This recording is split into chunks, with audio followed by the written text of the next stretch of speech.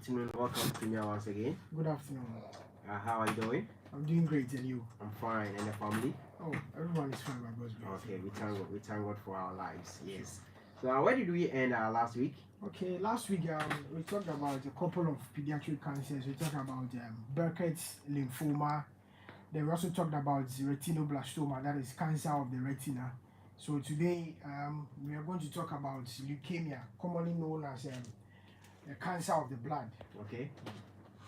So when we say, before I delve into what leukemia is, first I'd like to say good evening to your lovely listeners for tuning into Premier 100.5 FM to listen to this cancer or pediatric cancer awareness program brought to you by Lions Club International Foundation, the Oyo City chapter. If you want to join us, you see me, or I'll put my number after the program, then you see me, then we'll talk about that. So when we talk about leukemia is basically the cancer of the blood forming tissues, okay?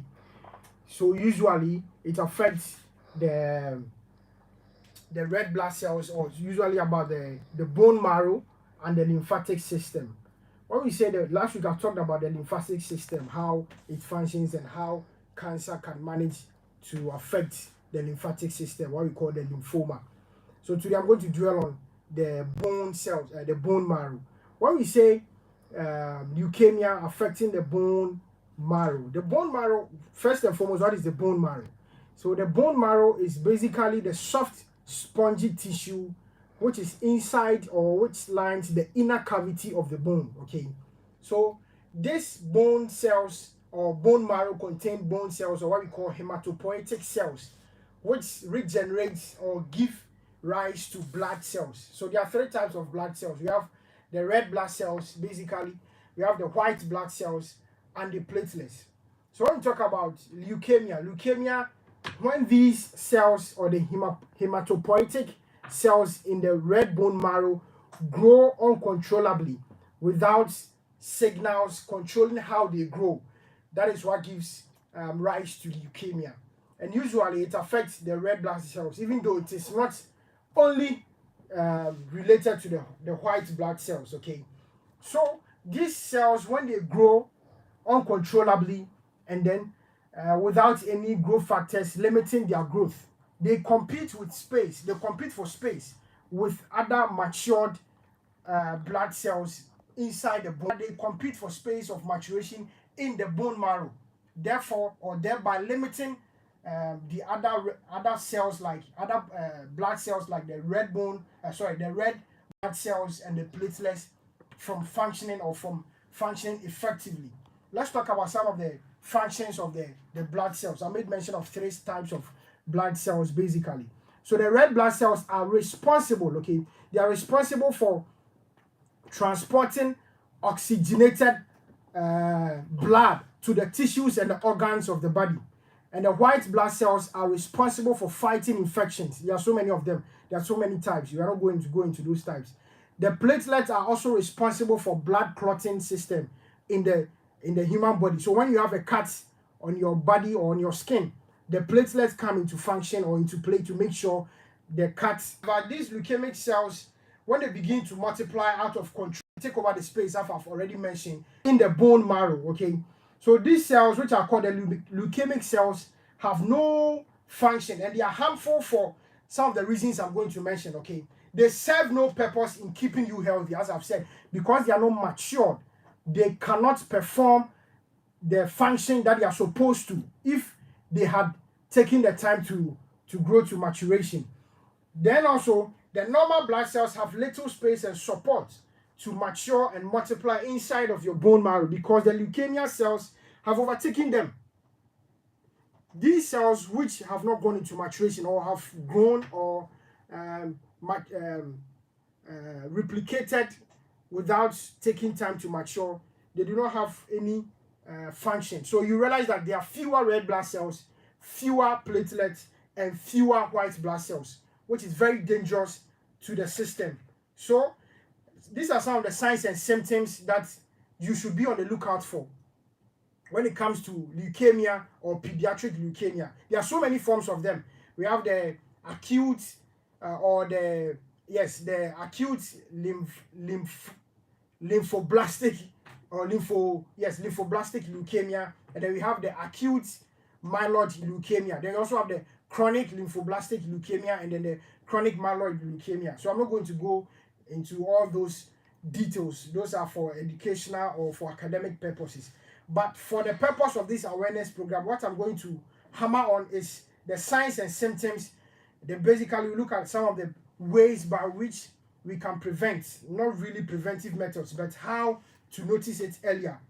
So the foremost sign that you can recognize or be on the lookout for on the child when you want to identify leukemia is easy fatigability and getting easily tired.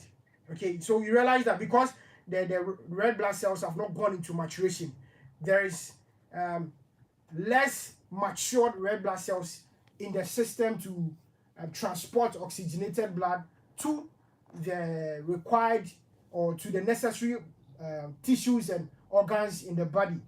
There's also fever or night sweat very frequently, and you realize the body cannot fight against infections because the white blood cells have not matured. Okay, so they are immature and they are incapable of performing the assigned duties or function. So they frequently, or children frequently get sick. There's also shortness of breath as a result of the immature red blood cells, pale skin, lack of oxygenated blood as a result of lower or fewer red blood cells, unexplained weight loss. As if you have been following this awareness program, I mentioned that with cancer, one of the commonest signs that cut across all cancers is unexplained weight loss. Okay, so you have to be on the lookout for, be very observant. And usually in pediatric leukemia, children usually complain about bone or joint tenderness. There's usually swollen lymph nodes, usually in the neck, the arm, the groin, and etc. The lymph nodes, the spleen and the liver are usually enlarged, or what we call the hepatomegaly. There's easily bruising and bleeding, which includes nose bleeding and bleeding from the gums as well. So these are some of the, I think, the commonest signs and symptoms you should be on the lookout for. Make sure you observe these things on your child. And when you notice anything different, make sure you visit the hospital. Make sure you screen your children. Seek a pediatric oncology assessment or counsel with regards to that as well. The causes, even though in the scientific community there are no pinpoint causes, we do not have the causes or known causes for leukemia, but then there are risk factors or things that predispose an individual to developing leukemia. Okay, the age is a factor. Children who are aged from 2 to 3 years are at risk of developing acute lymphoblastic leukemia.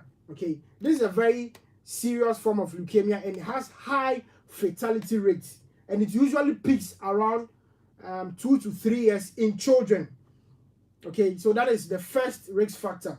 Then also we also have prenatal exposure to X-rays. That is why when a woman is pregnant or a pregnant woman goes for scan or antenatal visits, usually when you want to do an imaging test for the pregnancy, we do not opt for X-ray. We usually go for the ultrasonography, or what we call the ultrasound, because these X-rays are detrimental. When the fetus is exposed to these X-rays, they are harmful, especially in the early formative time of the pregnancy. For example, the first trimester, the first 3 months is very, very important for the fetal development. So repetitive exposure or prenatal exposure to X-rays is a risk factor to the development of leukemia. Genetic conditions, okay, conditions which have genetic causes such as Down syndrome, Fanconi anemia, and neurofibromatosis are all risk factors for the development of leukemia. And then familial history is also another risk factor for the development of leukemia. If in your family, a relative has been diagnosed of leukemia previously, your kids or any other person in the family is also at a higher risk of developing leukemia. So you should be on the lookout for. As a matter of fact, you that you have leukemia in the family previously diagnosed, you should seek an oncological assessment for your children. Everyone in the family should be screened for that as well. So let's move on to the last thing I want to talk about, which is ways and means to prevent. I wouldn't say preventive method, because when you do not know the cause, it's very hard to prevent something you do not know the cause. So one way to early diagnose and manage some of these things is by early screening, early oncological screening. You make sure all your kids are being screened for cancer, especially leukemia or any other forms of pediatric cancer I've mentioned on this show. Make sure they are screened, okay, for cancer. There is no cure, but there's only long-term remission. So the earlier the diagnosis, the earlier the management, then the long-term the remission. Okay. Then also some of these things that we talk on the radio programs, the awareness program, the awareness campaign that we create on various social media platforms, they help parents to be, or guardians to be on the lookout for some of these petty signs, so that it's diagnosed earlier, and then the remission is a long-term remission when it is diagnosed earlier. So basically, these are the information I want to give out when it comes to leukemia. Okay, thank you very much. That's our PA Ayaba Moses on that long speech. Listeners out there, in case you just joined in, you're still live on Premier 100.5 FM, and we are talking to Dr. Ayaba Moses, of course, on Premier 100.5 FM. It's all about the awareness of child cancer, and this is actually brought to you by Lions Club, Oil City Sector.